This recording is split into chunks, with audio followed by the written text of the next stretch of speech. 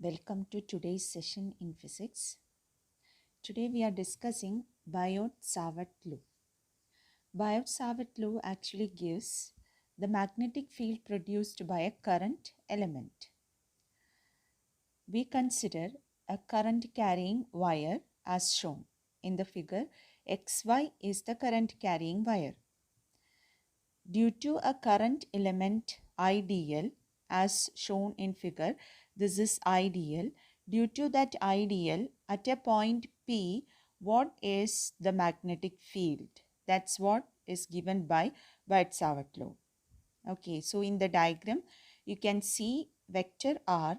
Vector R is the position vector drawn from the current element IDL to the point P. And theta is the angle between the current element IDL and the position vector R. Now the law, what the law says? According to Biot-Savart law, the magnetic field at a point due to the small element of current carrying conductor is directly proportional to the current flowing through the conductor I, the length of the element dl, and sine of the angle between R and dl. And it is inversely proportional to the square of the distance of the point from dl. That is, it is inversely proportional to r square.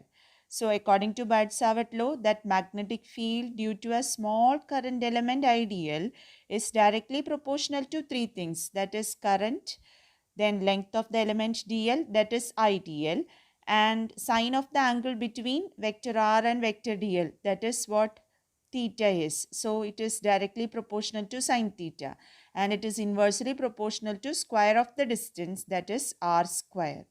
So the proportionality relation, it becomes dB is proportional to IDL sine theta by r square. So take care, it's not B dB. So Biot-Savart law gives the magnetic field due to a small current element, and that magnetic field also will be small one. That's why we have used dB. Okay, so dB is equal to mu 0 by 4 pi IDL sine theta by r square. So we have removed the proportionality with a constant of proportionality. That constant of proportionality is mu 0 by 4 pi. Here mu 0 is called permeability of free space. Just like we had permittivity of free space in electrostatics, in magnetism we have permeability of free space, and its value, mu 0's value is given by mu 0 by 4 pi is equal to 10 raised to minus 7 Tesla meter per ampere. Okay, or mu 0 we can say it has the value 4 pi into 10 raised to minus 7 Tesla meter per ampere. So the thing is this, while doing problems and all, we need mu 0 by 4 pi. So it's enough to learn this value, mu 0 by 4 pi equal to 10 raised to minus 7 Tesla meter per ampere.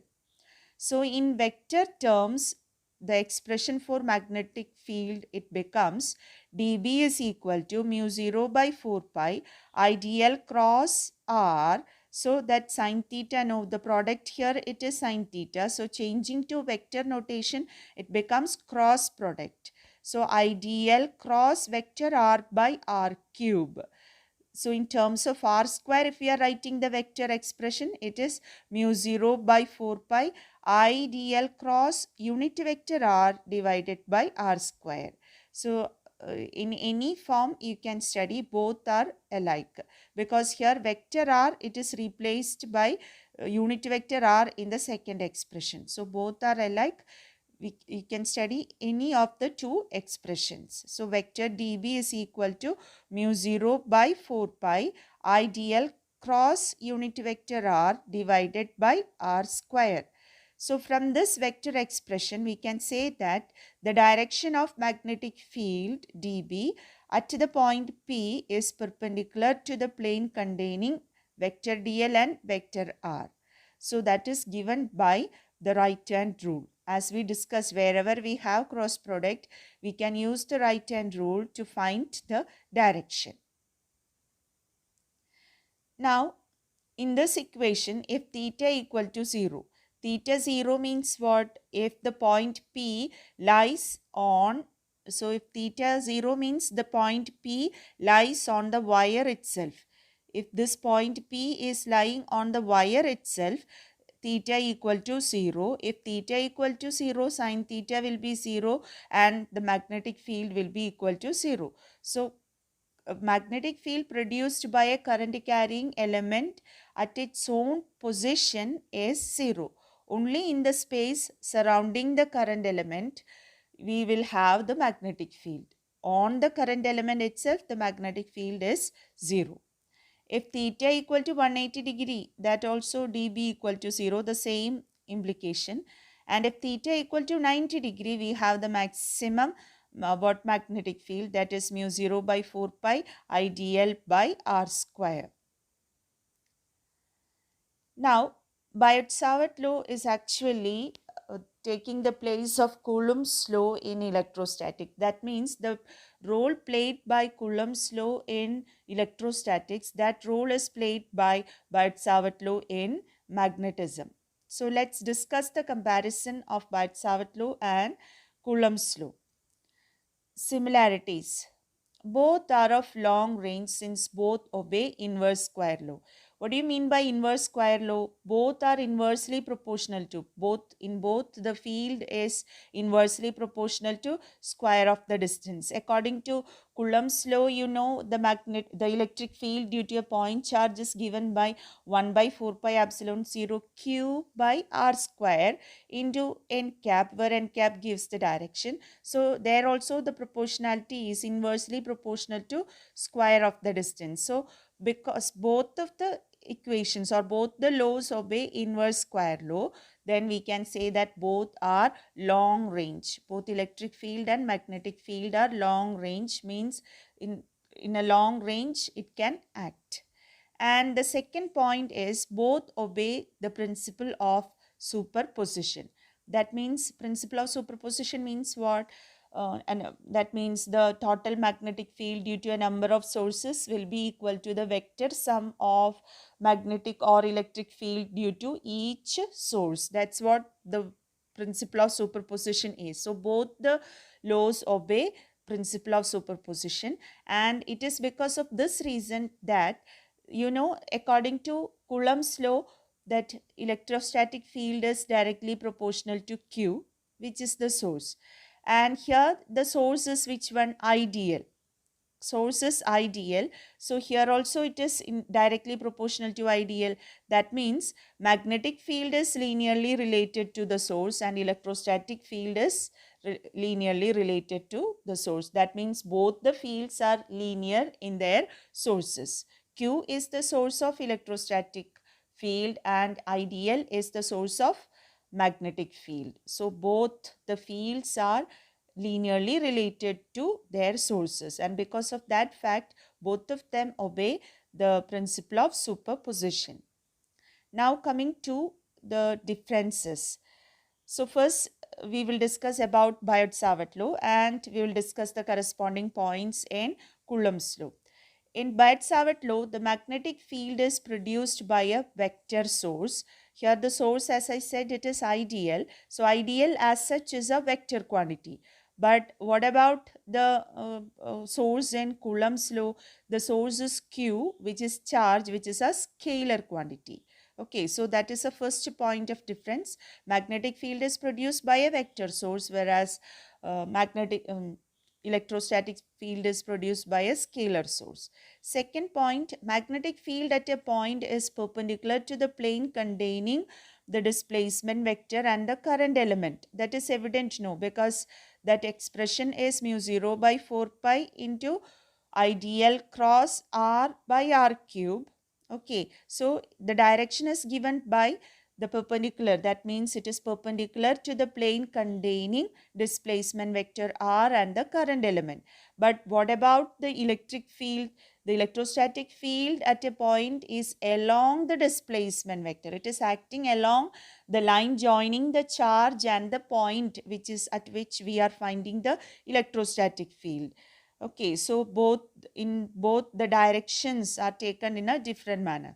And the third point, the magnetic field at a point due to a current element depends upon the angle between ideal and R.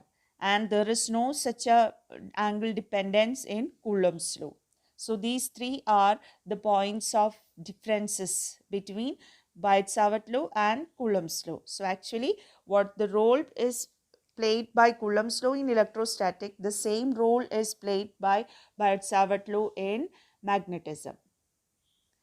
Now there is an interesting relation between epsilon 0, the permittivity of free space, mu 0, the permeability of free space, and c, the speed of light in vacuum. You know what? So if we take the product epsilon 0, mu 0, we just multiply and divide that mu 0, epsilon 0 with the 4 pi. So we have 4 pi epsilon 0 into mu 0 by 4 pi. You know, 1 by 4 pi epsilon 0 is 9 into 10 raised to 9. So 4 pi epsilon 0 can be written as 1 by 9 into 10 raised to 9 into mu 0 by 4 pi 10 raised to minus 7. So that is equal to 1 by 9 into 10 raised to 16 it comes. 1 by 9 into 10 raised to 16, which is the same as 1 by 3 into 10 raised to 8 the square. You know, 3 into 10 raised to 8 square is the same as c square. So what is that important relation between the three or among the three? Epsilon 0 mu 0 is equal to 1 by c square, where c is the speed of light. Now we will discuss a problem, that is example 4-5 from the textbook. An element delta L is equal to delta x I cap is placed at the origin and carries a large current I equal to 10 ampere. What is the magnetic field on the y-axis at a distance of 0.5 meter? Here delta x is equal to 1 centimeter. So you're asked to find the magnetic field due to a current element which is along x-axis and its length delta x is 1 centimeter. And you're asked to find the magnetic field at a point P which lies along the y-axis, which is at a distance 0.5 meter from the origin. Okay, so here the main thing is what is the angle between ideal and R. Ideal and R, that angle is 90 degree. Okay, and ideal, that DL is 1 centimeter, R is 0.5 meter, and I is equal to 10 ampere. So we can easily find the magnitude of that magnetic field. So substituting in the expression for the magnitude is equal to mu 0 by 4 pi ideal sine theta by r square. That is the magnitude of magnetic field. So substituting the things, we will have 4 into 10 raised to minus 8 Tesla. So mu 0 by 4 pi, we are substituting 10 raised to minus 7. Sin theta is 1. So we have 4 into 10 raised to minus 8 Tesla. So that is the magnitude of magnetic field. And we have to find the direction of magnetic field also. So how will we find the direction? We know the magnetic field that is directly proportional to IDL cross R. So direction is given by this one, IDL cross R cap. So what is the direction of IDL? It is along X direction, that is I cap. Unit vector along IDL is I cap. Then unit vector along R, here R is in which direction? Positive Y direction. So that unit vector is J. So I cross J. So here the magnetic field will be in the direction of I cross J. What is the direction I cross J? I cross J is equal to K cap. That means magnetic field is in the positive Z direction. So it is in positive Z direction. So that is the answer. That means our final answer. So it becomes the magnetic field is 4 into 10 raised to minus 8 Tesla in positive Z direction. With that, we conclude today's lesson. Thank you.